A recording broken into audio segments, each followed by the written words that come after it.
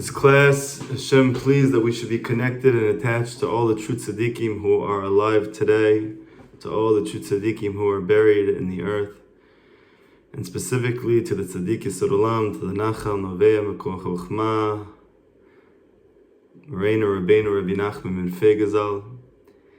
And B'ezrat Hashem, everyone here should hear exactly what they need to hear in order to get closer to Hashem. Achar kach ra'a mivtzar.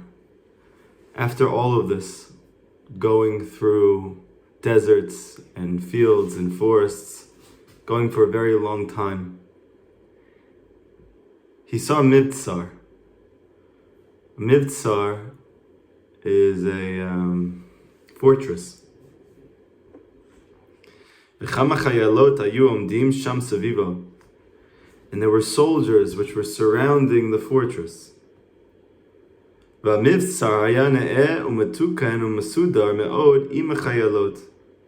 This fortress was beautiful.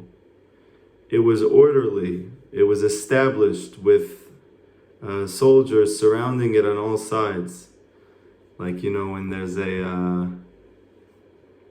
when the military walks, even though they're going to war, there's a beauty and a seder about how they walk, the rows that they walk in, the order that they walk in.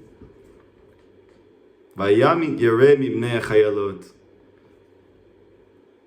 was very scared, I was terrified from these soldiers. Pen lo yenichuhu lichnos, lest that they prevent me from entering. I settled myself again. Elech v'anaseh. And I decided no matter what, I was going to enter.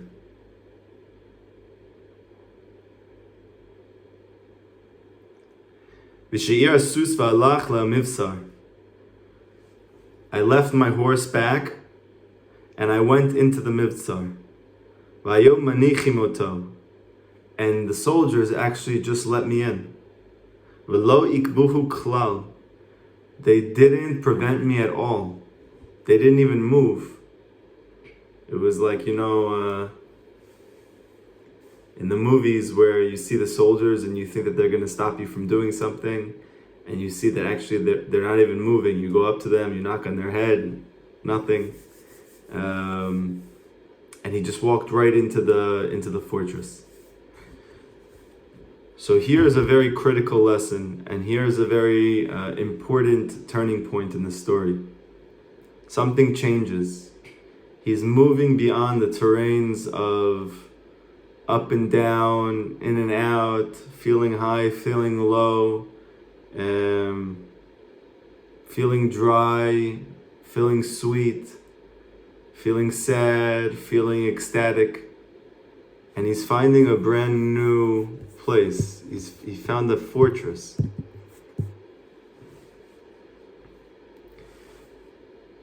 Now, what is this fortress? Achar kach ra'a mivtzar. After this, the Perush explains, he found a fortress. Olam hazeh hu mivtzar. So listen to this because it's very deep. Rabbi Nachman is alluding to the fact that this entire physical world is actually a fortress. Ki Hashem Yibarach bara ha'olam, because Hashem Yibarach created the universe. Ayedei shehimshich or ruchani. He did so by drawing down an entirely ethereal spiritual light. Shnishtal shalel me'olam le'olam, and this light traversed and descended through all of the spiritual worlds. Ad shenit labesh begashmiut olam hazeh, until that it became completely enclosed in this physical world. So in Kabbalah they explain that in the beginning of existence, all there was the light of the Ein Sof, and obviously Hashem is not physical. So then how do we get to this physical world? So the Arizal explains that there was a tzimtzum, there was a contraction of that original light, and then there was a creation of endless, so to speak, worlds. And within those worlds, he shined his light. That light then descended through the worlds, and with each world, there's like more of a heaviness to it. There's more of a physicality to it. There's more of a coarseness to it. The more that you go down the worlds, the more physical and the more dense the worlds get. Until finally you get to this physical world that we exist in, that we actually think is all that there is, when in reality it's just a drop in the ocean of all of the universes that Hashem created. And once that light finds itself in this place, then it becomes completely, the light becomes completely enshrouded in physicality and in coarseness. והאור הרוחני הזה כוסף ומתגעגע בחלות הנפש לחזור לשורשו. And this light which Hashem shone in the beginning of creation through all of these worlds and then became pocketed in this world, in this physical world, it's yearning and it's pining, almost to the extent of self-expiration, to return to its source. Like the Or Chaim explains in his commentary in Bereshit, which we mentioned at the end of last class, the Or Chaim says in his commentary something unbelievable, which is the first time in the commentary that the Art Scroll doesn't translate. Whenever either the Ramban or the Or Chaim or anybody discusses a Kabbalistic concept, so the Art Scroll does not translate that. Baruch Hashem, I knew enough Hebrew at this point to be able to get the gist of what the Or Chaim was saying, although the concepts are very deep, and the simple understanding of what he's coming out with is this pasuk that says that Hashem completed the heavens and the earth and all of its array, is the word kaleh. That word kaleh, the Or Chaim says it doesn't need to be there, because it already said that Hashem created the world. So if we already know that Hashem created everything in existence, so then why do we need this additional sentence? Right? We know that the Torah and Chazal make it very clear there is nothing extraneous in the Torah. So then why do we need to hear anything about the fact that Hashem completed this? We already know He finished everything.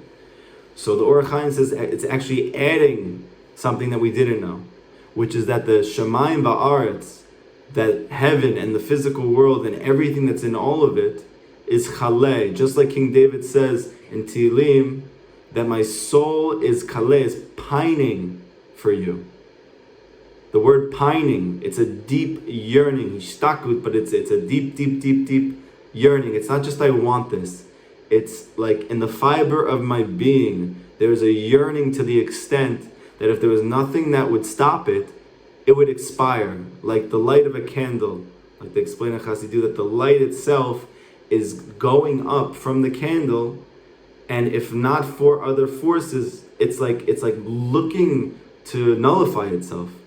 It's going up, trying to get back to its source, and literally, if it had its way, it would, so to speak, kill itself on the way to do so, and its yearning and its desire to go back to its root. So this concept of yearning is a yearning to the point of expiration. So after Hashem created everything in the physical world, the Or Chaim says that the Torah is bringing down this big secret.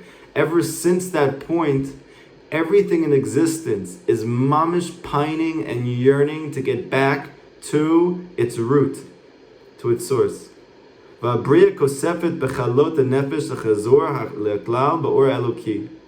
That the Bria is yearning and pining to return back to its godly light in which it came from.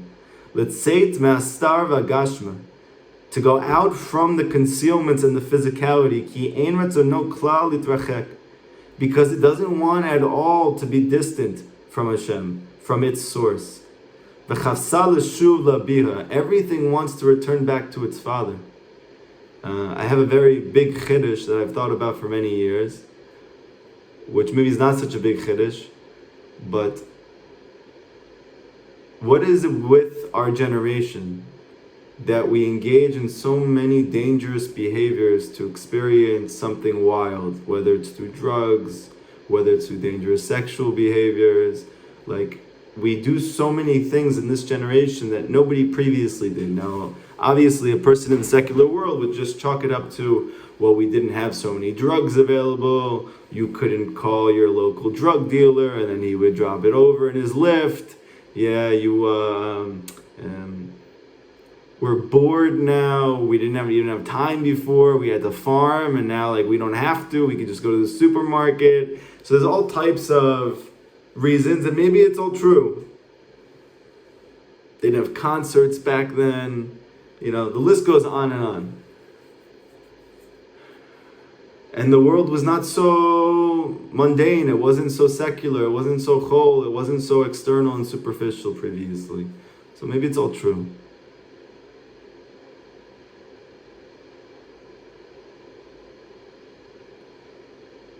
But we know that the Baal Shem Tov says that the greatest souls drop to the lowest places. The greater a soul is, the lower it falls. And we know that this final generation before the coming of the Mashiach, Chazal explained that this is for sure the lowest point in existence. So on the one hand, this feels very overwhelming. It must be that we are the lowliest of all souls. However, while that is true maybe in a physical sense, the Baal Shem Tov explains, and the Vilna Gaon actually says, that while we're further away from Har Sinai, and therefore we're farther away from Matan Torah, so we feel less of this sensitivity naturally to spirituality, and more of this connection to physicality. On the other hand, the Vilna Gaon says we're closer to Mashiach. The closer you get to Mashiach, we're actually closer to his revelation.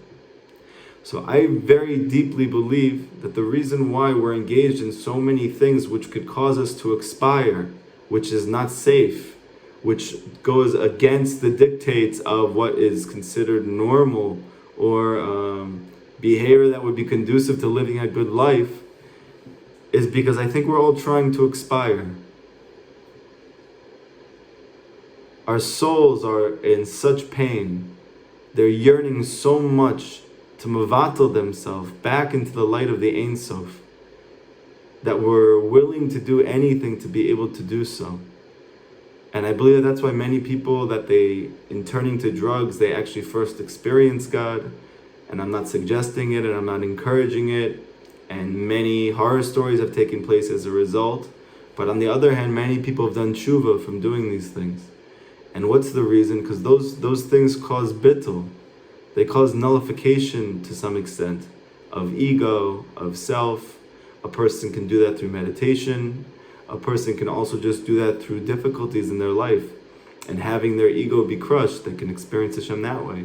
But it's all this bittul that's taking place, this nullification of ego, of self, and this getting back to some level of the source, or at least touching it, or feeling it, or experiencing that there's something beside this physical world. And we're mamish yearning to be back there.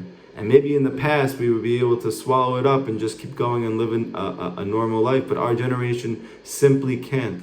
The yearning is so deep that the whole world is in a state of dysfunction, because we're so close to Mashiach, we're so close to Geula, we're so close to the revelation of all good.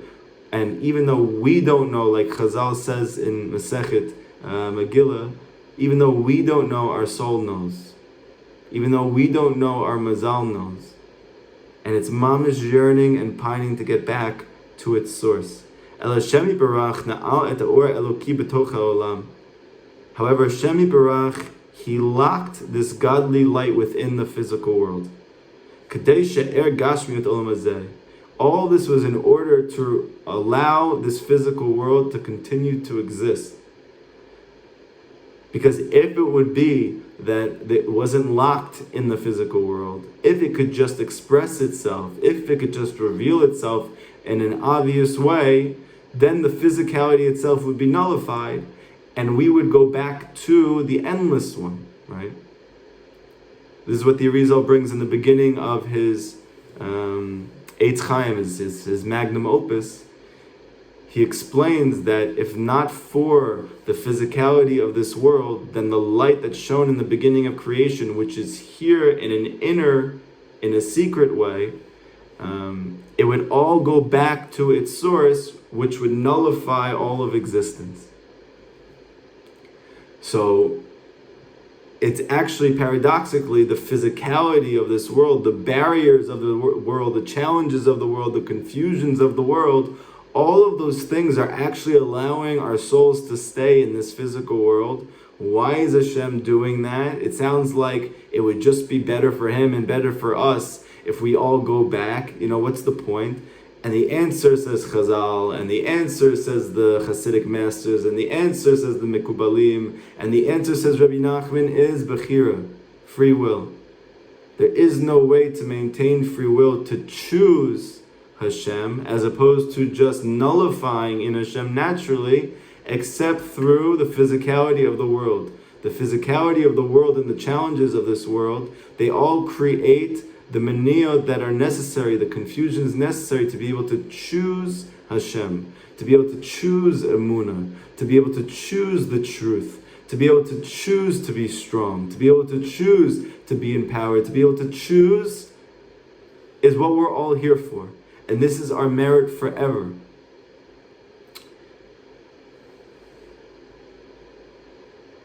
Therefore, this whole physical world is a mivtsar. It's a fortress.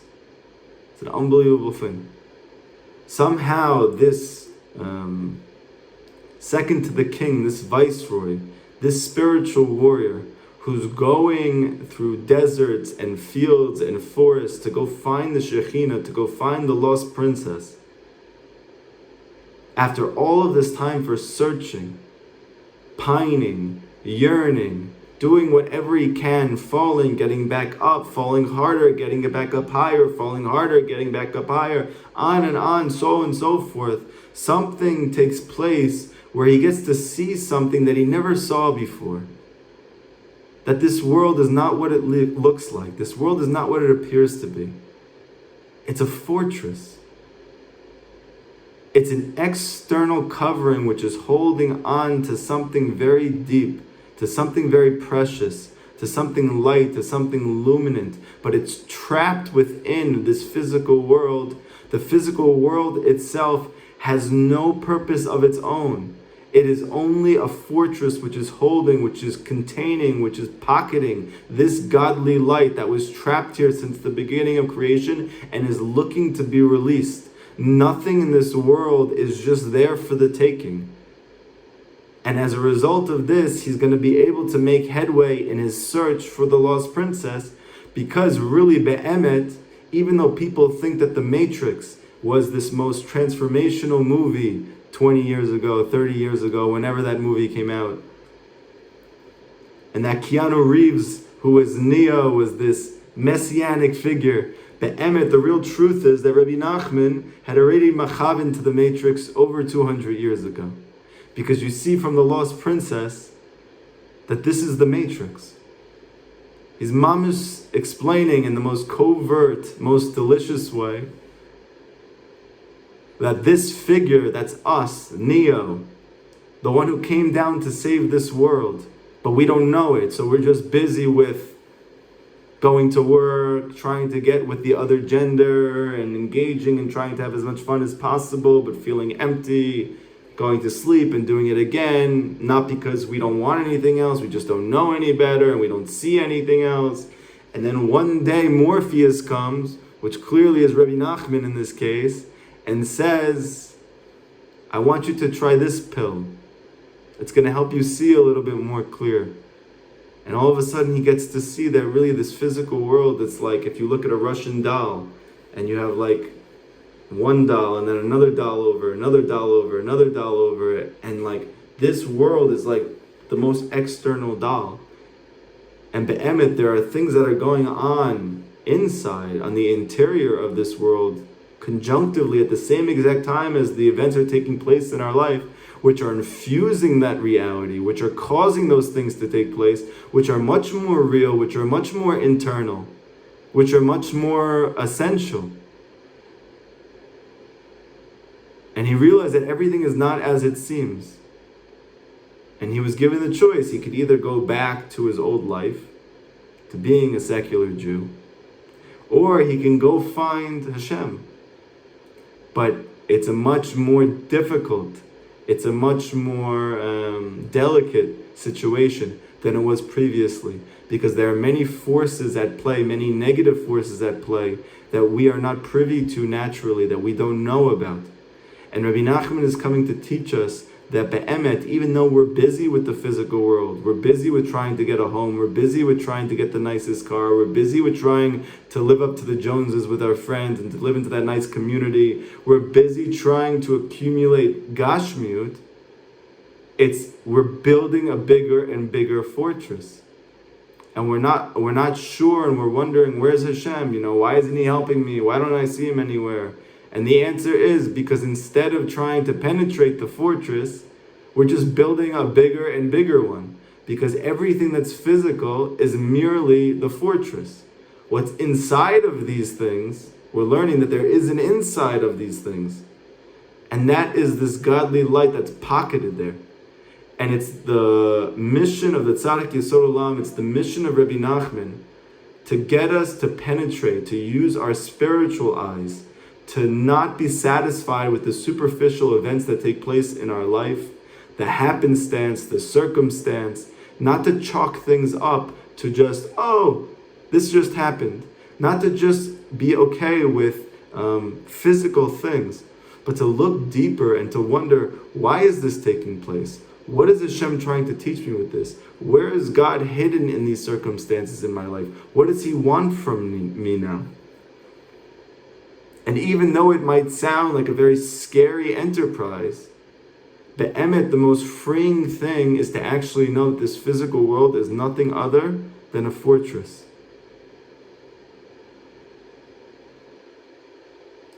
Shechol davar b'bria yesh chotem mino. That everything in this creation, there's a seal and there's a lock. Shelo yechazor lichlal be'ein sof. And all of this is in order that it shouldn't become encompassed within the endless one. Again, bringing this main fundamental point, that the whole reason for all of the locks and all of the entrapments and all of the closing and all of the barriers is really so that we don't mevatel ourselves back to the beginning of creation. The reason for the challenges and the obstacles in our lives is in order to keep the light of godliness in this physical world so we can maintain free will.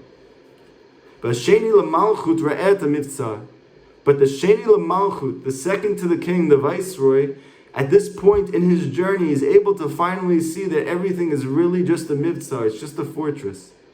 Klomar, meaning shistakel b'seichel shakol davar, meaning he's looking at the seichel of every matter. Vayera et seichel olam hazeh. He's able to see that everything in this physical world is really a mitzvah. Not just the physical world is a fortress, everything is a fortress. Your wife is a fortress, your husband is a fortress, your kids are a fortress, your table is a fortress, your burger in front of you is a fortress, your television is a fortress, your internet is a fortress. Everything in this physical world, all the events that take place in the life, all the people that you have in your life, everything is not just an entity in and of itself. It's all reflecting itself to you externally, but all of it is being driven by some internal force, some godly light which is trapped within it. That is what is enclosed within the physical world. That is what is being shown to you. Shekol davar melubash seicha elokei shemechayoto. That every matter in this world is really enclothing some godly light which is machaya, which is enlivening it. Like Rabbeinu teaches in the first Torah of Likutei Moharan. I remember people always ask me, why did you get so into Rabbi Nachman's teachings? Even this past weekend, someone would say, well, I understand your tshuva journey, but what happened that you read Rabbi Nachman's teachings and it turned you on so much and you became so connected to it? It was the first lesson in Likutei Moharan. I read this first lesson in Likutei Moharan, and mamish, for the first time in my life, something which I probably always felt but never had words to put on. It makes very explicit and very clear that this world is a fortress.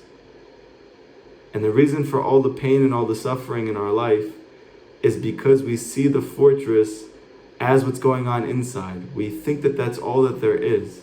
And when we're trying to interact with the fortress and hoping that there's something internal that's going to come from it, we're constantly disappointed and confused. And Rabbi Nachman is teaching in the first Torah Likutei Moharan that Ish Yisraeli tzarich listakel b'chokhmah shebechol davar. That the essence of a Jew, the essential function of what it means to be an Ish Yisraeli, a Jewish man or woman in this world, is not to be satisfied with the external trappings of your life, the circumstances and the happenstance of your life, but you must gaze deeply into all the events in your life in order to find the inner godly intellect which is infusing and enlivening that event or that happenstance or that person, that circumstance. Why? Sounds like a game, like Pac-Man, you know? You just boop, boop, boop, boop. You keep catching another seichel, another inner godliness. You find another thing in your wife. You find another thing in your job. You find another thing in your food. What's the point of all of this?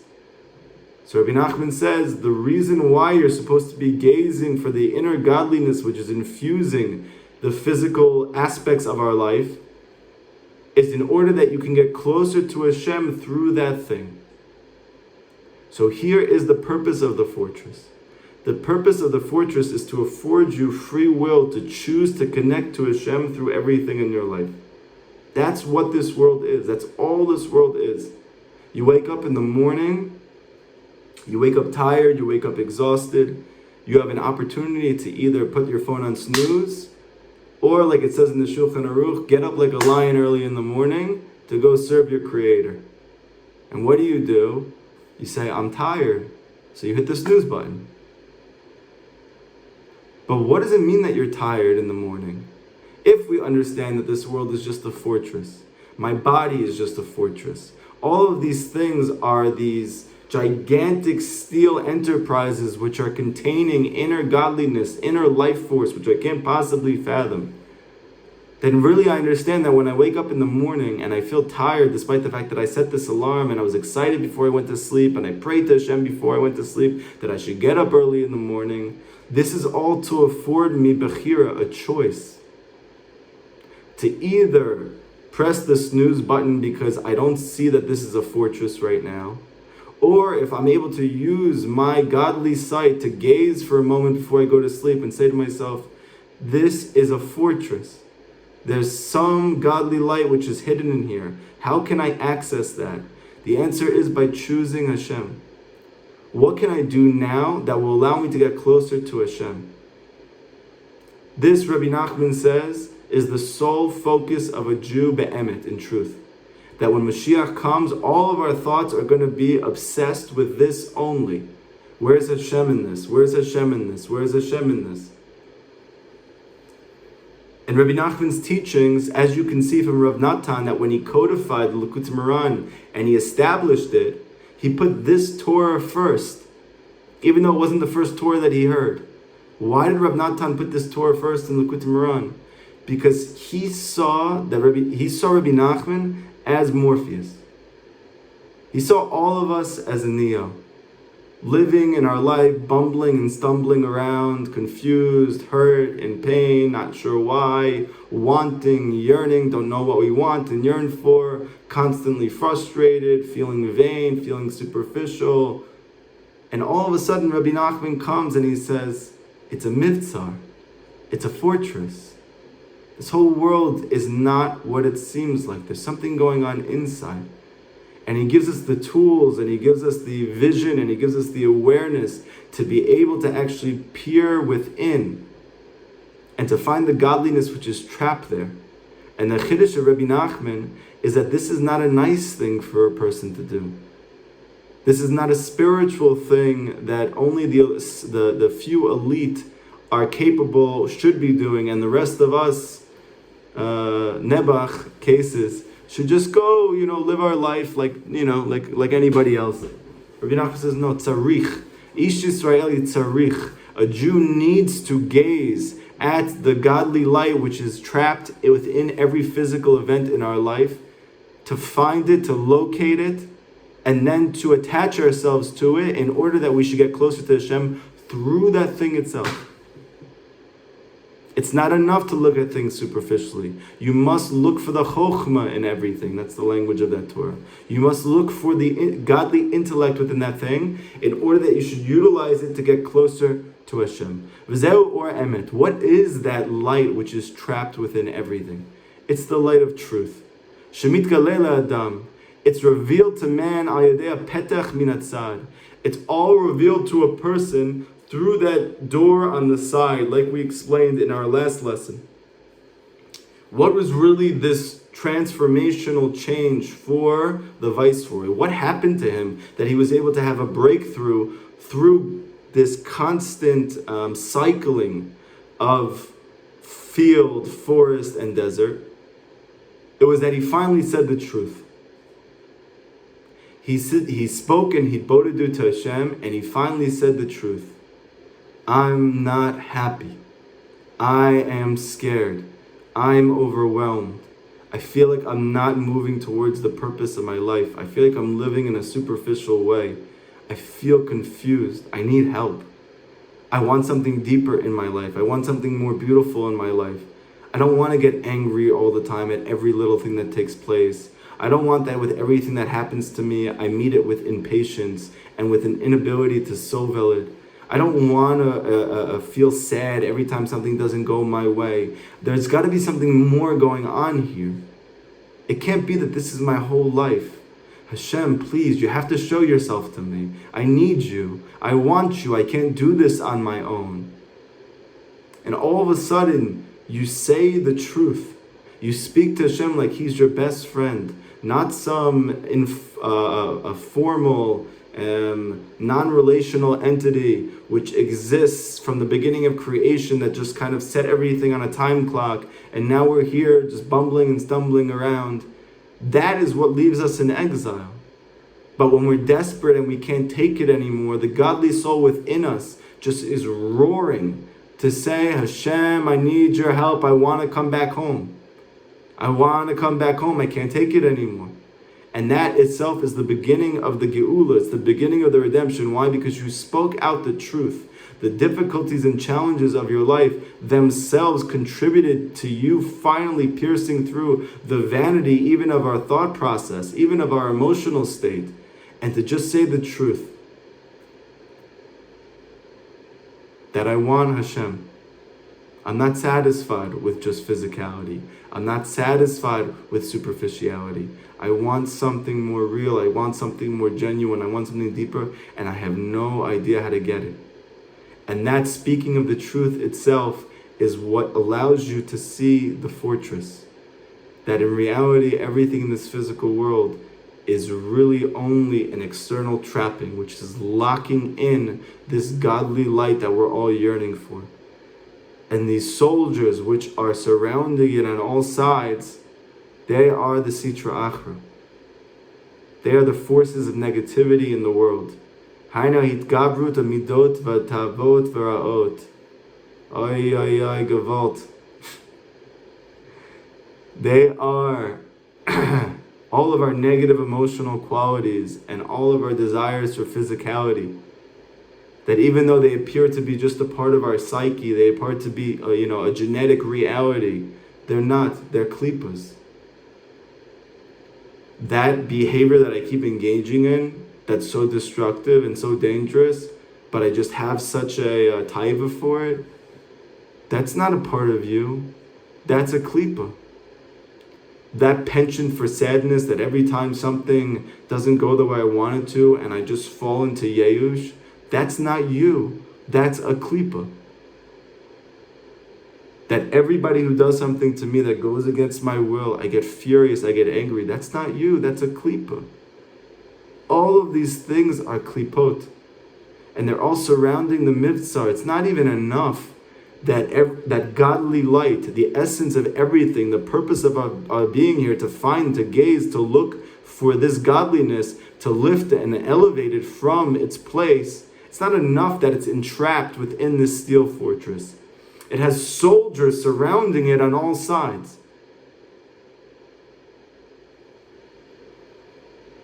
They're surrounding every matter in the world. I come to eat food. It's not enough that this apple is holding on to godliness, but I don't see it because of the physicality of the apple. On top of that, the apple has klipot, and I have to make a bracha before, and I have to eat with mindfulness, and I have to not overeat, and I have to eat in order for some higher reason, either to elevate the sparks here, or to be able to have energy to be able to go learn or pray or connect. My gosh, it's so much to be able to just get the godliness which is hidden in there. It's unbelievable.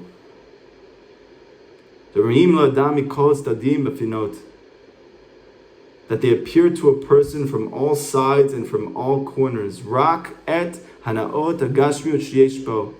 Except that the physical world was created so beautifully and so symmetrically, we don't see anything of it. Which it says in Tehillim, Saviv Rashayim Talachun, this pasuk from Perek Yud Bet, that the forces of negativity are surrounding it. King David is speaking about himself, that the Rashayim are surrounding me. However, we know that King David represents the Shekhinah, represents the lost princess.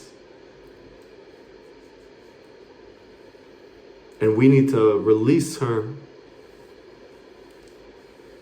But it's not even just that she's trapped in a prison. The prison is surrounded by guards. But the issue is that the fortress is beautiful. And the issue is that the soldiers look so prominent. They look so pristine. They look so noble. But they're evil. And we think that this world is so beautiful, it's so whole, it's so symmetrical, it's so beseder, with all of these soldiers. Meaning, money, possessions, so beautiful. That car, wow. That house, did you see that house? How much square footage is in there? Did you see that pool in the back? Wow, my gosh. You know how much you can dive into that water? Did you ever go in the pool? No, I just want to show it to my friends. Wow, oh my gosh, amazing.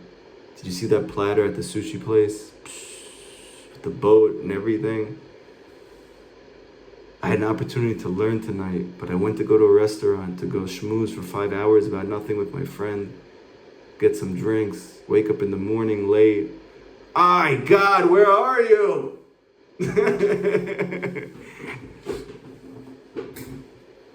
The issue is he's trapped in the love boat. You know, we're busy purchasing it and eating it and being engaged in it. We don't realize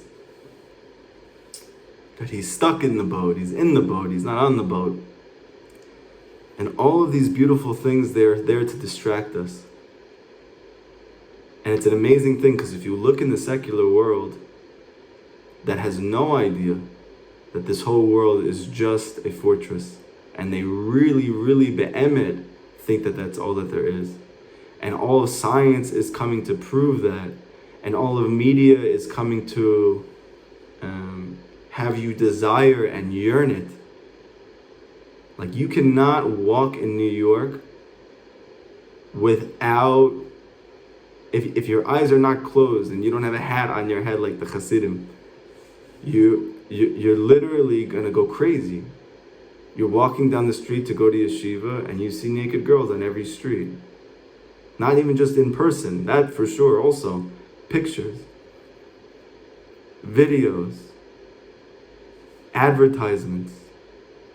You can't go by without seeing a huge gold watch at the nearest jewelry store. You can't go by without seeing that new real estate property that you could purchase, that you could get. Everyone is constantly busy trying to find that next thing, hoping that it's going to make them happy. but not realizing it's just a fortress. You're just building a greater fortress for yourself.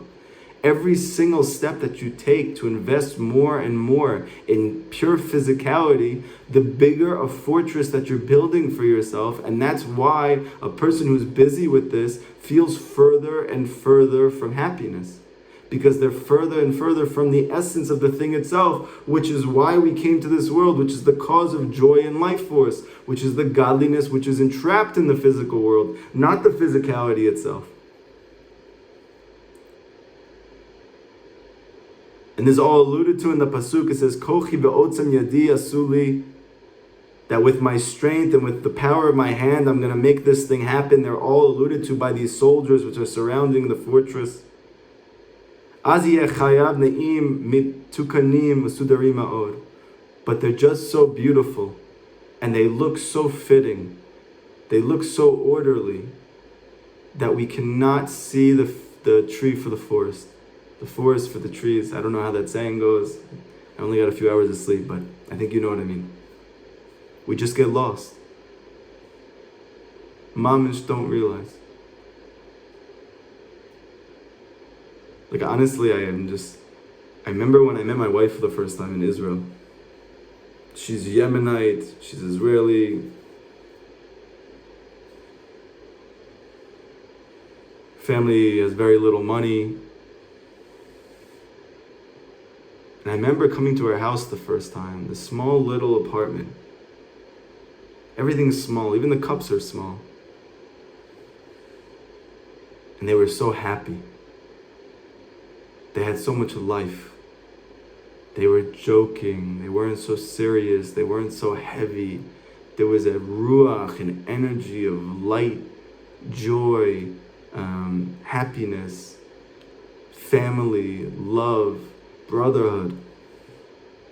And I grew up in these big houses that were separated from each other many feet. Every house bigger than the next. It's beautiful cars, unbelievable sights and sounds. And everyone in these houses are so lonely. People don't know their neighbor. I remember my wife's door was always open. Neighbors were coming in and out, getting milk, getting eggs. Like, what is this? Nobody even asked. Open the door. Hey, thanks. I just want to get some eggs. No problem. Yeah. Hey, what do you want to do tonight? Thought we were going to go to a club. I thought we were going to go to a bar. I didn't realize that because they're religious, they don't do those things. Let's go bowling. I was like, yeah, bowling was fun when I was like 10. I don't know if I want to go bowling now, but okay, you want to go bowling? Let's go bowling. Every time that they rolled the ball, they start dancing. They were so happy. And I had such a deep breath that I took for the first time. Such a relief that I felt. That I never saw people who maybe physically had less, but at the same time were happier. They were just so friggin' happy. And I saw at that moment what I always suspected but didn't know be'emet. This world really is a fortress. The physicality of this world is mamish just a fortress. Joy is not to be obtained in any physical object or any physical entity. Joy is an inner reality, which many times the physicality of life can actually interfere with, not to contribute to.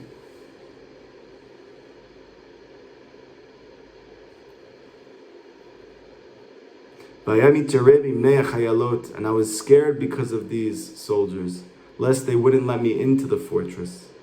Meaning that through my taivas, my physical desires, and through my negative emotional qualities, I was concerned that I might not be able to penetrate the physicality of this world, to be able to see the godly light which was hidden inside of it.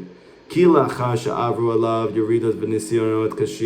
after that I have traversed and been through so many yuridas, so many descents, so many difficult challenges in my life. Through the midbarot, through the deserts, and fasadot, and through the fields of Yerim, and through the forest. That all this came only in order to strengthen the Sitra Achra. that really I didn't realize it. These things were not just taking place. I wasn't just going through these different terrains in my life, but they were all set up by the forces of negativity in the world to prevent me from seeing that this world is merely a fortress. And it aroused that at the time that I decided to gird my loins, and to, for the first time in my life, search for Hashem, to serve Hashem, l'chapes et bad melech, to search for the lost princess.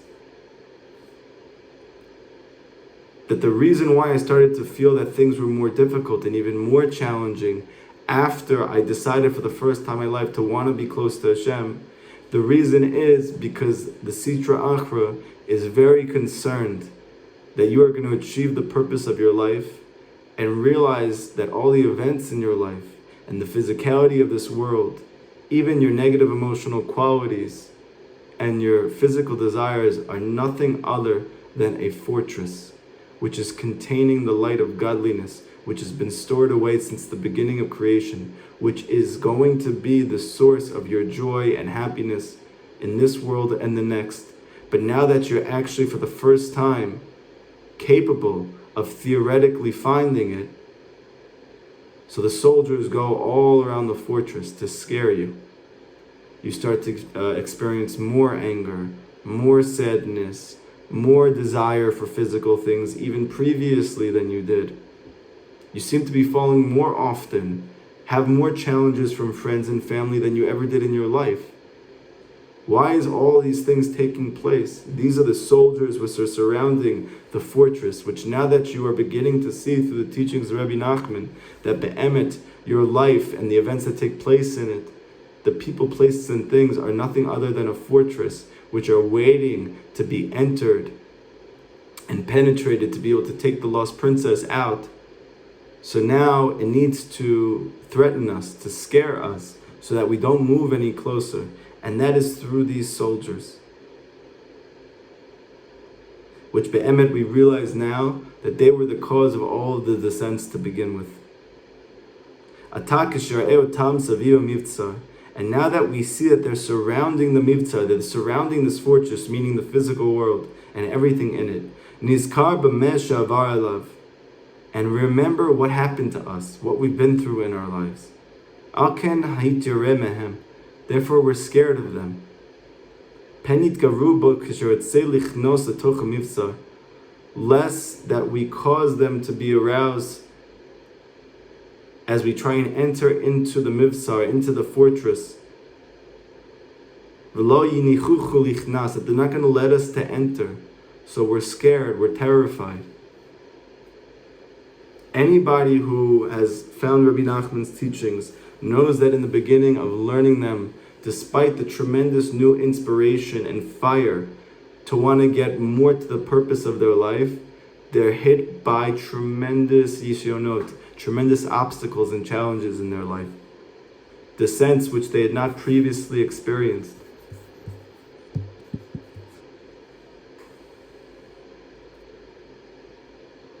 And it makes you remember all of the previous things that you had been through, that you thought were over, that you thought you had dealt with, that you thought you weren't going to have to go through anymore.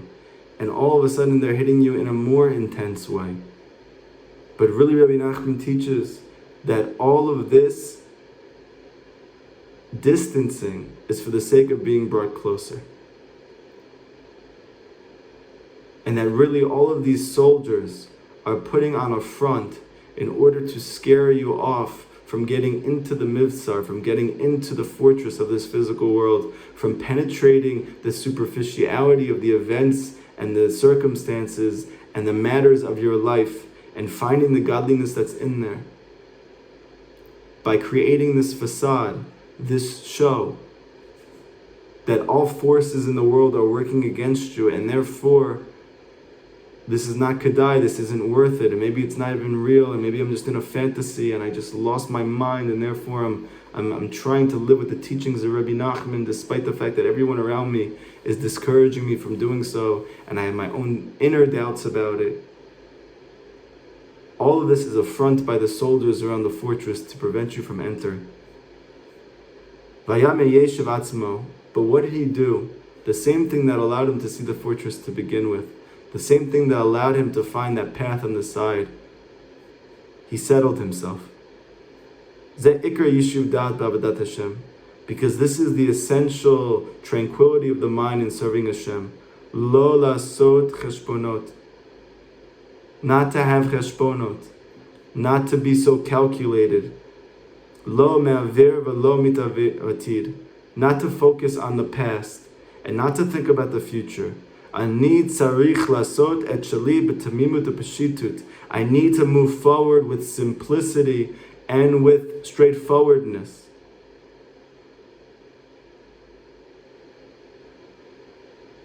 Rabbi Nachman says that the one thing that threads together all tzaddikim of the past, all tzaddikim that ever lived, the one thing that ties them all together is he says that none of them thought about yesterday or tomorrow.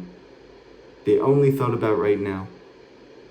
Because part of the threats of these soldiers, part of the fear that they build into us, is they start to awaken memories of the past and fears about the future. And as a result of that, we go, you know what? I tried. Yeah, I learned Rabbi Nachman's teachings. They inspired me. I tried doing Hibodedut for a while.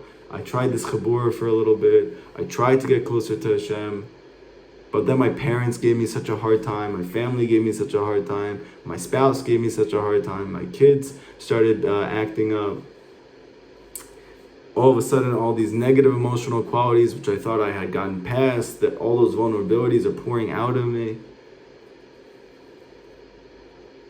Maybe it was better before. Maybe it's easier to just go live like I was living before. And I'll make it work, figure out how to live a superficial life and be okay with it. But this is too scary for me. I don't know where this is heading. I don't know where this is going. I feel totally lost and confused and overwhelmed. So what's the key here, Rabbi Nachman says? Tamimut, to be simple. Like it said by Yaakov Avinu, that Esav was running after him. And we know that Esav represents the taivas, the physical desires of this world. And Lavan as well was constantly tricking him, where Lavan represents secular wisdom. How does Yaakov get through all of this? By being an ish tam, by being a simple person, by not thinking about yesterday, not thinking about tomorrow, only thinking about right now. That as soon as Lavan says, oh yeah, you can marry Rachel, and then all of a sudden before he knows it, he's marrying Leah. You see that Yaakov, he mentions the atrocity that took place, but then as soon as Lavan proposes that he can work another certain amount of years to get Rachel, he just says yes immediately. How do you do that? What do you mean? You're not going to go to court? You're not going to take him to education? You're not going to see what wrong he did to you and try to put him behind bars? You're just going to move forward? What are you, a friar? You're just going to be a pushover? You're going to let people walk all over you? But Yaakov was an ish tam. Didn't mean that he wasn't smart. He was brilliant. His brilliance came in the fact that he was present. Because he believed in Hashem so much, and he knew that everything that took place in his life was for the absolute best and to bring him closer to Hashem, he wasn't busy even with circumstances and superficiality of relationships. He just kept looking for Rachel. He just kept looking for the Shekhinah. He didn't care what he had to go through in order to do it, how many years he had to work, how much labor he had to do, how many times he had to get screwed over by the people that he knew. He just loved Rachel so much, and he didn't care what he needed to do in order to get her. And Kabbalah, it's explained that Rachel is reflective of the Shekhinah. That's why she was so beautiful. That's why she was quiet. That's why she prays for the Jewish people. It's in her merit that we're going to have the redemption. She decided not to join Yaakov and all the forefathers and foremothers in the cave of Machpelah, and instead to be buried outside to get us to Geula, to redemption, because she is the Shekhinah herself. And like Chazal teach that the Shekhinah is with us in this physical world, she won't leave us because she's our mother. Yaakov loves her. The Viceroy loves her. The Tzaddik loves her. The Tzaddik inside of each of us loves her and wants nothing else besides Rachel. And the way that Yaakov gets her is not by being sophisticated. It's not by coming up through whimsical plans. It's not by pursuing things with some type of deep hasaga. It's through tamimut and peshitus. It's through simplicity. Not caring about the fact that people are stepping on me, not worried about the fact that I'm going to be taken advantage of, not concerning myself with people trying to come after me. Just me doing whatever I can today to go get Rachel, no matter what it means. And even if I get thrown back, and even if I get thrown on the floor, and even if the deadline gets pushed back many years, I don't care. I love Rachel. I don't want anything else. And I understand that Hashem wants me to have Rachel. So at the end of the day, I'm going to throw myself on Hashem and be simple. To be simple does not mean to be unintelligent. Rabbi Nachman never encouraged anybody to be unintelligent. Simplicity means authenticity. It means genuinity. It means straightforwardness. The blessing of the Jewish people is they're very smart. The curse of the Jewish people is they're very smart. The greatest wisdom is to be simple. Once you allow yourself to be simple, all of your intelligence really shines. But until that point, we're busy with all the sophisticated means in the world. Oh, I'm struggling to find work. Let me create the greatest resume in history. Let me look at a million different other resumes, copy this one, do this thing, spend hours. Oh, I didn't get this job. I need to make the resume look nicer, and I do it again. Oh, I didn't get this job. I need to be able to get better people to speak about me when they call them. I do it. Oh, I need another degree. Okay, I go back to school for 5 years. They take all my money. I'm in debt to them for the next 20 years. And I keep going on and on and on, all through these superficial means. Why? Because I'm so brilliant. I'm so smart. And I understand that I have to figure out a solution to all my problems. I have to. And if Hashem wanted, a person couldn't just come to you on the street one day and you guys just start schmoozing and you're like, hey, what are you up to? Yeah, I'm looking for work. Oh, what are you looking for? This. And then your friend's like, oh, I work at a place like that. I could get you a job there. That's hard for Hashem to do that. It's hard for Hashem to figure out a way for you to be able to get to the next stage of your life. No. It is just incredibly difficult for us to fathom that we do not have to sophisticatedly go through all the events of our life trying to find superficial means of achieving solutions to our problems. And we're doing this with everything. Instead of just being like children and crying to Hashem and asking for help. Can you imagine? I'm willing to spend hours and hours and hours on LinkedIn. I'm willing to spend hours and hours and hours finding the right shadchan. I'm willing to spend hours and hours and hours to figure out on YouTube how to make the most money with the least amount of effort. But chas v'chalila that I should ever go outside in private and cry to Hashem for 1 hour and ask Him for 1 hour that He should help me to find a way to sustain myself. That's crazy. That's insane. That's irresponsible. That is ignorant.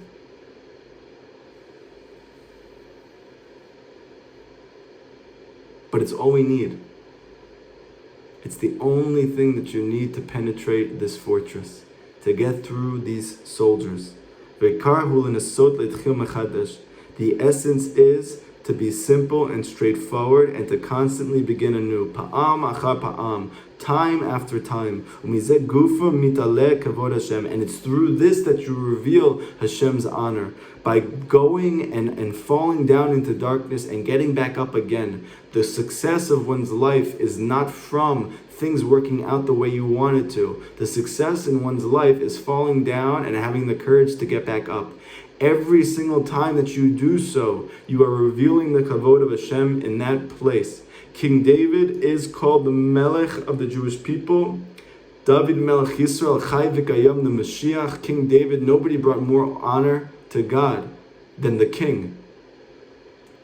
But King David's life is not so romantic. King David's life is not so pleasant. King David's life is falling 1,000,000,000 times and just refusing to stay on the ground. That itself was the Malchut of God. That itself revealed the honor of Hashem. The fact that King David never gave up, that proved to the entire world that Hashem exists. Because there is no greater proof than a person who has everything stacked against him, everything physically, everything psychologically, everything emotionally, everything internally, everything externally. And yet I refuse to give up. It could only be because Hashem exists that a person has that much internal courage, that inner fortitude to be able to go through everything and never to give up. That King David says that even if a knife is on your neck, it is asur for you to give up hope. There's no greater proof of Hashem in this physical world than that. To fall down and get back up. This is the avoda of King David. This is the avoda of our generation. This is the avoda of this world. Not to make things happen, but to constantly have the courage to start over again from the beginning. This reveals the honor of Hashem Himself. She'ein adam mechapes davka hatzlachut. That a person shouldn't davka be searching for success, rather effort. And this is one of the main focuses of Rabbi Nachman. It's not when things go your way that you have been a success in your life. That's all from Western, secular, achievement-oriented shtuyot that has been stuffed down our throats since we've been kids at school. That if we did well at school, our parents just left us alone. That's crazy. Because I did well on my test, my parents are happy. If I didn't do well on my test, my parents are concerned. What does me doing well on my test have to do with how I'm doing? What's going on inside of me? That's everything. As long as I'm doing well, it means that everything's going okay. How do you know I didn't cheat on all those tests? I got into a great school. Oh, my son's a huge success. You know that your son has an addiction to drugs? You know how depressed your son is? You know how much he's struggling? No, because he's achieving. He's achieving. Shtiyot. The success in this world has nothing to do with how things turn out. They have only to do with the effort that you put in. If you put in effort, you're a success. If you give up, not so much. It's about starting over and trying again. Starting over and trying again, falling down and getting back up. That is the success of this world. That when you come to Hashem after 120, and Hashem says, so, no, did you do what you could? If you knew that you never gave up entirely, that you always held on and started over again, you'll be able to feel great about your life. You're not going to come to Hashem and say, I got that house. You're not going to come to Hashem and say, I got that degree. You're not going to come to Hashem and say, yeah, I got married to that girl or that guy. Hashem brings you those things. You're just in the process. Where is our success then? Where is our merit? It comes only from your effort. Rabbi Nachman used to say, people make a big mistake with me. And they think that because I'm the great-grandson of the Baal Shem Tov, that I achieved what I achieved, and I got to the spiritual level that I got to. He said that even if I was not the great-grandson of the Baal Shem Tov, even if I came from a family of Amma Arts, people who were completely not knowledgeable about anything in spirituality, he said I would have achieved the same thing. Why? Because he said everything that I got from effort. Everything I got from toiling. Everything I got from not giving up. And Rabbi Nachman's message to all of us is everyone can do that. If you think about it, it's an unbelievable thing. All these different programs, even in the Torah world, are trying to sell you on this next thing that's going to get you to blow out of your bodies and elevate to the next level and experience something you never experienced before. But if you think about it, what is really the only thing that everybody can do? Again, what is the only thing that everybody can do? Because if everybody can't do it, it obviously is not the main avoda of this world, because Hashem wants that everybody should be close to Him. If it is that only through very specific, high-level meditation that a person can really connect to Hashem, how many people are able to do that? Let's just find all the richest, whitest, most well-off, most educated people in the world. Oh, they can connect to Hashem, and all of the people in the Midwest and all of the people who are living in Israel building homes, this has nothing to do with them. If a potato farmer cannot connect to Hashem through it, it can't be that this is the way. It cannot be. What is the one thing that every single person can do? If you could find the answer to that, you will find the way to connect to Hashem and to have a successful life. And you ready? Here is Rabbi Nachman's Chiddush. The one thing that everybody can do is try. The one thing that everybody can do is not give up. The one thing everybody can do is to start over again anew. And the way that you do this is through Peshitus, it's through simplicity, it's through straightforwardness, it's through faith.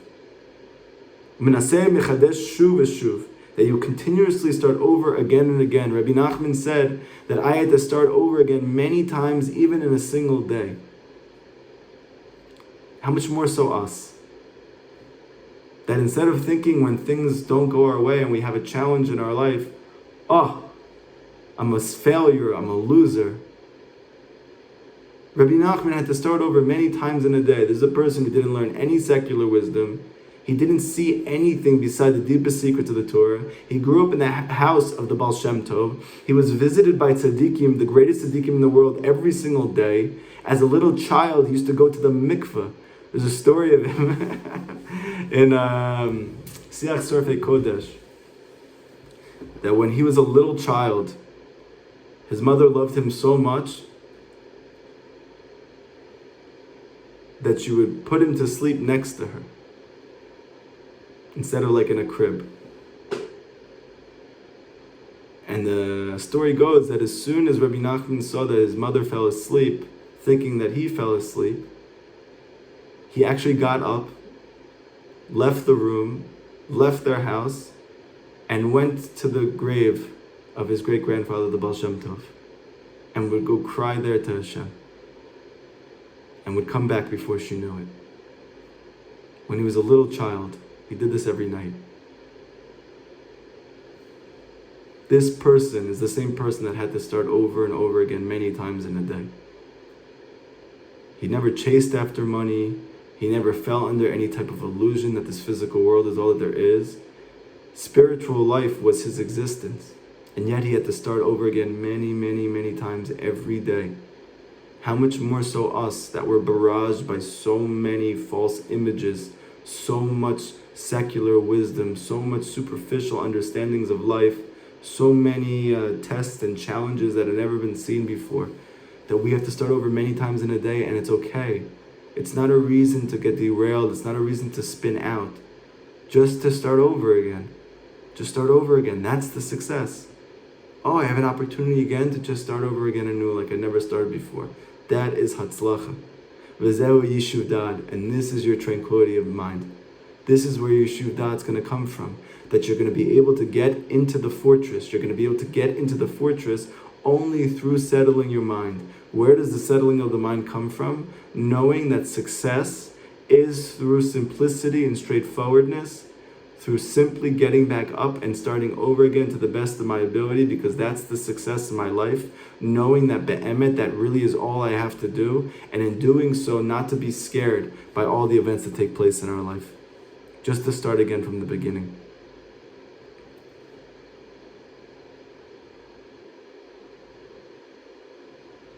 And lastly, it says that he left his horse behind when he entered into the Mivtzar.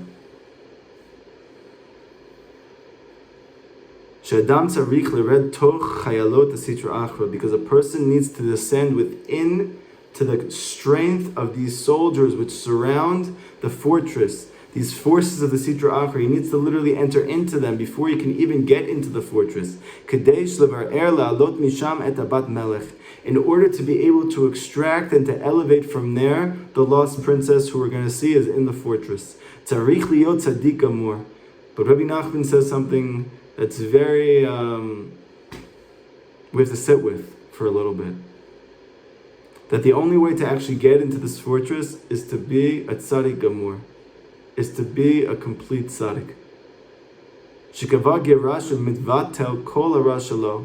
To be, you first have to expel and nullify all the negativity within you. To purify your emotional and psychological qualities, your taivas completely. So that the force of the negativity in this world has no holding on you. Because Rabbi Nachman explains in the 8th Torah of Likutei Moharan that the whole reason that we're vulnerable to the forces of negativity is because we're unrectified, because we're not whole. So as a result of that, all of the parts of us that are unrectified, that's where the klipot are holding on to be able to draw life force from us, to be able to get into the picture. But if we're able to expel all of that negativity, then they have no place to hold on to, and we're not vulnerable to them. But Rabbi Nachman explains, which it obviously sounds like, is this is reserved for a true tzaddik, for a person who has completely expelled all the negativity within his life and within himself. Now he's no longer vulnerable to Esav, just like Yosef HaTzadik didn't bow down to Esav when he saw him, even though everybody else did. Because he's not scared of Esav, because he has no place that Esav can hold on to. He's expelled all the negativity. Yishlot lazik chas v'sholom HaTzadik, that this Rasha, or the forces of negativity in the world, are trying to damage this tzaddik, and we know we all have the nakuda of the tzaddik within ourselves. And Esav is trying to throw him down. And at the time specifically that we try to enter this fortress and peer through the superficiality of this world, that's bedavka when he tries to damage us and scare us. And the way he does so is through all of the unrectified parts of ourselves. And this is all the concept of leaving behind the horse in order to enter into the fortress. Hu gashmiut v'achari teguf. It's all relating to the physicality of our bodies. It's relating to the intensity of our taivas. It's relating to the turbidity of our emotional state. We had to leave this behind in order to enter into the fortress. To purify it completely from all of the taivot, from all of the animal nature within ourself. And at the end of the day, he says that these soldiers didn't try to prevent him at all. How could it be? They scared him so much, and yet when he actually tried to enter into the fortress, meaning he desired for the first time be'emet, to look for the godliness which was hidden in everything, when he actually went to do it with all of his koach, the soldiers didn't move. They just let him in.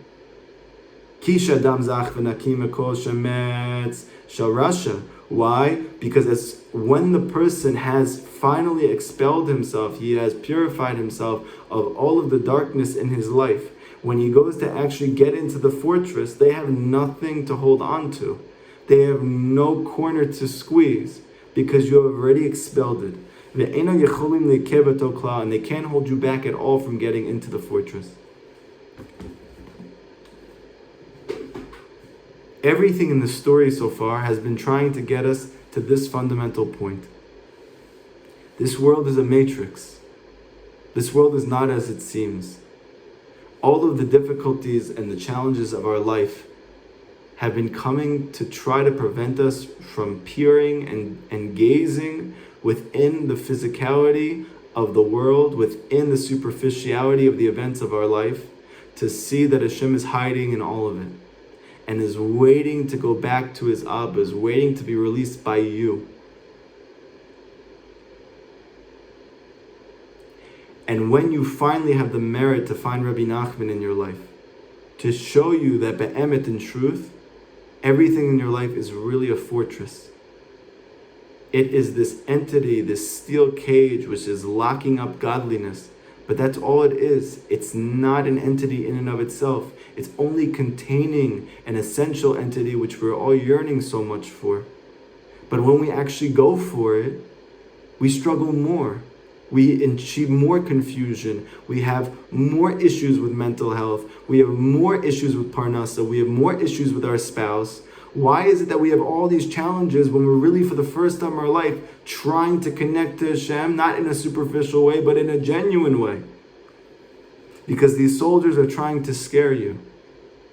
They don't want you entering into that fortress. They don't want you to be able to achieve the purpose of your life. They don't want you to be a true Jew. So they terrify you by making you remember all the struggles that you had previously, all the failures that you had before, all the times that you tried anything and it didn't work out, to just mount you like an animal that's about to go extinct. You'll notice an animal can get weaker and weaker and weaker, but literally right before it dies, it puts forth everything it has to try and overcome you. Same thing with the Sitra Achra. You get Rabbi Nachman's teachings, it's mamish terrified. If you're able to really take hold of these teachings and live with these teachings, he's toast. Not just in your life, in the world. And it doesn't want that. How do we be able to see this fortress? How do we be able to enter into the fortress? We need to work very, very hard to be able to elevate beyond our physicality. And this is what Rabbi Nachman's teachings are trying to help us do. The fact that Rabbi Nachman is constantly speaking about Shmirat Brit, he doesn't just mean sexuality. Shmirat Brit means the elevation beyond just being a physical entity. To be able to live as a spiritual entity in the physical world, that's what it means to be a tzaddik. And every single Jew, it says we're kulam tzaddikim. This is our special nature. That even though we might feel engrossed in physicality, even though we might feel jumbled and confused by sophisticated thoughts, by lack of simplicity, by compulsion, by emotional distress, but be'emet, that's not who we are. We are tzaddikim kulam. We're all tzaddikim. But it's just covered over by so many layers. Rabbi Nachman is coming to help us to pierce beyond all the layers of the onion and to get to the Nekudat Tzaddik within you. To become a master of the Brit. To become a Tzaddik Mamish. So a person might say, so what? In the meantime, until I get to that point, I can't get in anywhere. Nothing good is going to happen to me. I'm just going to struggle. I'm going to struggle even more because of all the soldiers that are surrounding. At least before, when I was like just going after cars and women and houses. So at least at that point, there was no soldiers trying to attack me. It was just, it felt vain. It felt empty. Now I'm like in emotional distress. Now I feel like everything in the world is coming together against me. But this, says Rabbi Nachman, is the whole ikar of hikashru to a tzaddik emet. That by being a true student, by being a true disciple of a real tzaddik, someone who has expelled all the negativity within himself, then, so to speak, we get his VIP card. You guys don't know this because you've never been to a club, Baruch Hashem. But when you go to the club, there are a special group of people that they're actually not special at all. They're called schnorrers. They find the coolest guy in the world with the most amount of money. They become friends with him, but they don't really want to be friends with him. They just want what is available to him. So they hang out with him, they become buddy-buddy with him, and all of a sudden he shows up, he's got his button down, puts his tanning lotion on, he's looking extra orange today. Yeah, he has some creatine in the morning, he goes to the gym, he's feeling a little bit more yoked than usual. Goes, I'm here to get into the club, and the guy in the front's like, you're not getting in here. Who are you? And he flicks you away and you just go flying. So what do? You spend a few weeks now hanging out with that celebrity down the block, and all of a sudden now when he goes in, and he's standing next to you, and he goes, no, he's good. And all of a sudden that bodyguard who was so scaring you, he was intimidating you so much, now he's scared of you. Why? Because you're friend with the guy who's in the VIP club. And who's the bodyguard? He's getting paid $15 an hour. He's nothing. He never went to school. He feels completely insecure about himself. He takes it out on little you. But now that you're attached to the person who has made it into the VIP room, you're also VIP. So Rav Natan says that this is the ikar. of hikashrut to a real tzaddik, by learning his teachings, by following through with them to the best of my ability, even though I may not yet be at this place yet of having rectified myself, of having purified myself, of having moved beyond my taivas, of having moved beyond my difficulties and confusions. But because I'm be'emet trying my very best to be attached to one who already did, then I have the zchut to be able to enter the fortress as well. At least at my level. Enough to taste it so that I have motivation to continue to work on it and to grow until the point that we ourselves can become the celebrity that invites other people into the club. Does anybody have any questions from today's class before we finish up here? Any questions? You see at the bottom here, there's a chat. Let's see in the chat. Okay, just things about Keanu Reeves. I hope that's not all you got from this class. That would make me very, very disappointed. I might go into a complete state of yayush if you go watch The Matrix now after this. Does anybody have any questions from today's class? How to apply this in your life? What to take from this? Anything before we sign off? Be bold, be courageous, be strong. Nobody knows you. Go ahead. Come on, somebody say something, anything. At least give me like a thumbs up you heard the class and I didn't just speak like an hour and a half. Did something, anything, no? Nobody heard anything? It's for me? I cried all along with my soul nodding along. I laughed at myself how I fall for the menacing soldiers. It was so beautiful. Baruch Hashem. Real eyes, realize, realize. Wow. You're a poet and you don't know it. Very good. Anybody else? Come on, let's go, Menachem. It's Menachem Av in a little bit. I see you over there. I see there's some inner things stirring within you. Give me some questions, some statements, something. Let's go. We're here together. No? Okay. Love you guys. Thank you for coming to the class. I really appreciate everybody who got involved. I want to also let everybody know who's here. I'm going to be in America from August 9th to August 23rd, Bezrat Hashem. My hope, my wife's hope, is to be able to schedule shiurim in new places, in different places that I've been, in addition to old stomping grounds in Queens, with my students and my friends there. We already have a class scheduled in Catskills at Camp Hask, Bezrat Hashem, in addition to trying to set something up in Queens. If anybody who's listening to the class wants that we should do a shiur by you, that you want to get people together and you want to sponsor the class, you want to do something special, so please reach out to my wife and or to me, and let's try and make the most bang for a buck, get the most that we can, lift up the most sparks together, and try to find Hashem. There's one question here, so we'll do this question and then we'll head off. How do I access the godliness in the fortress when it's so hard to see?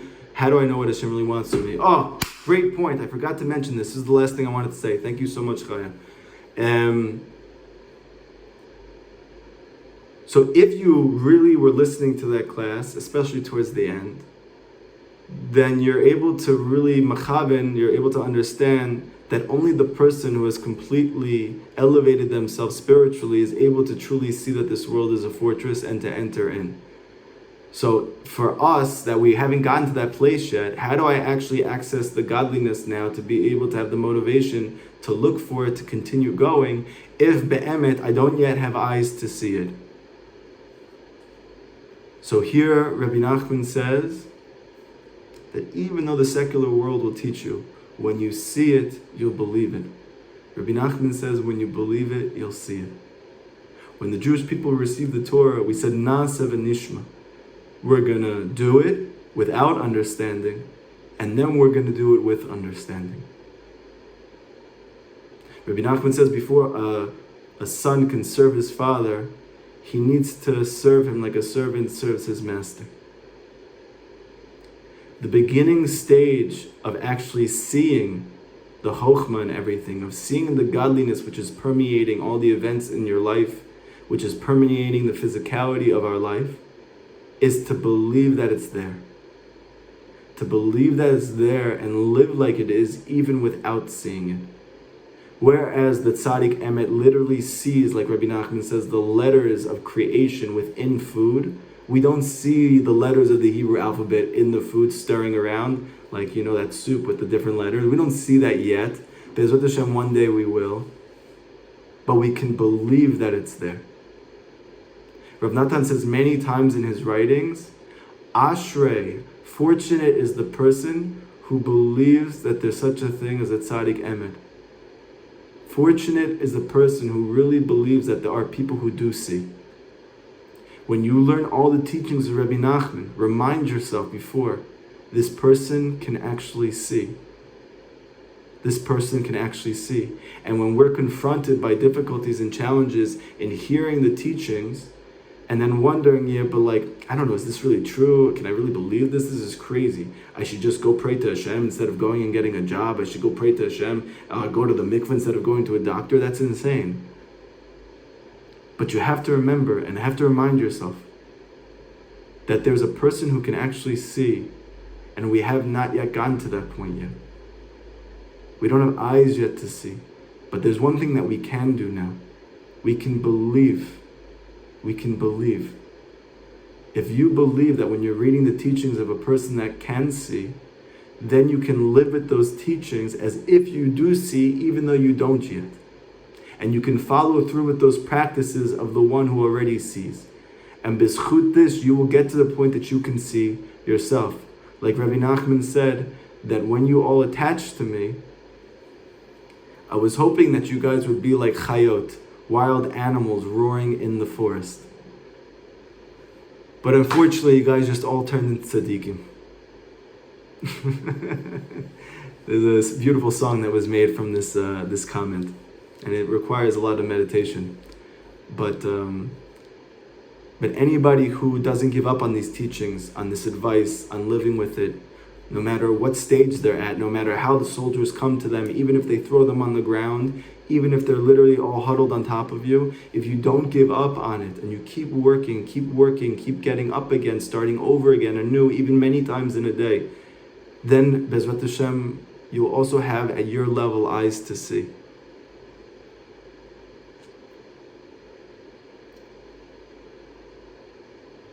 And Rabbi Nachman says that belief is speech.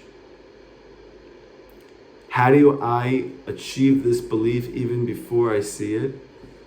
Say, I believe. Say it out loud. Because saying it, Rabbi Nachman says, is not just a testimony of faith, it's faith itself. Say to Hashem, I believe, I believe, I believe. I believe in you. I believe in your Torah. I believe in true tzaddikim. I believe that there is a tzaddik within me. I believe it, I believe it, I believe it. Help me to see it. That saying, that statement of belief, Rabbi Nachman says, is not just a testimony. It's not just an anecdote of faith. Saying it is faith itself. It's a very deep thing. Go into your hibodedut and say, I believe. Is our generation so empty because we are malchut and we have no light of our own? Yes, very good. Everybody have an amazing, amazing week. Bezrat Hashem, take this class, meditate on it, work with it, live with it. Say over your reflections from the class. Use the men's chabura and the women's chabura to continue to grow, to share your experiences, your struggles. Keep moving forward. The more love, brotherhood, sisterhood, non-judgment, safer that these groups feel, the more you're going to be able to get so much closer to Hashem. And again, just finally, anyone who's interested, if you live in the Northeast or somewhere that I can drive to, from August 9th to August 23rd, please reach out to my wife or I to try to set up a shiur. And Bezrat Hashem, we're going to be able to shine the light of the tzaddik everywhere that we go in your merit. Everybody have a great week.